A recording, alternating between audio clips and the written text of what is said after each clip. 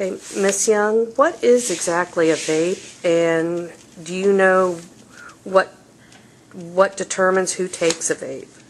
Yes, the VAAP is a Virginia Alternative Assessment Program.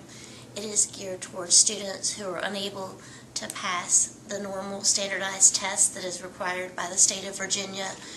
It gives these students an opportunity to take an alternative test. It does not involve multiple choice. It involves other levels of thinking, more hands-on things. There's pictures and so forth.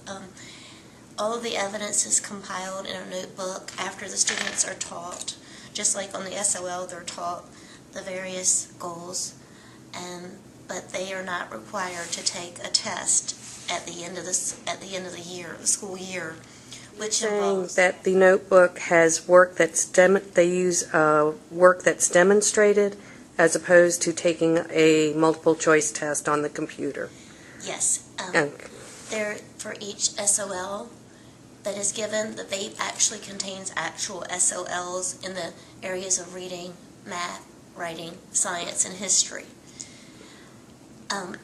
About 10 to 12 pieces of evidence are placed for each goal in the VAAP notebook and labeled, and it has to have a grade on it.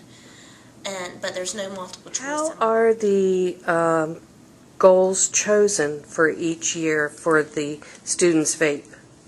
It depends on the student's grade level, the reading level. I think that the average IQ must be below 75 before the student is deemed eligible for the VAAP. Okay. Do you feel the VAAP is an effective method of assessment for these students? Yes, most definitely.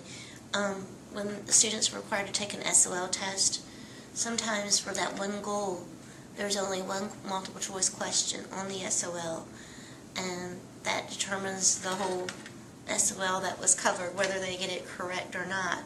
With the VAAP, you're allowed to put really as much evidence as you need to put in as you feel needed, and given that, where you can put 10 to 12 to 20 pieces of evidence for one goal, the student has a better chance of passing the various goals in the VAAP notebook, as opposed to having one or two multiple choice questions on the SOL.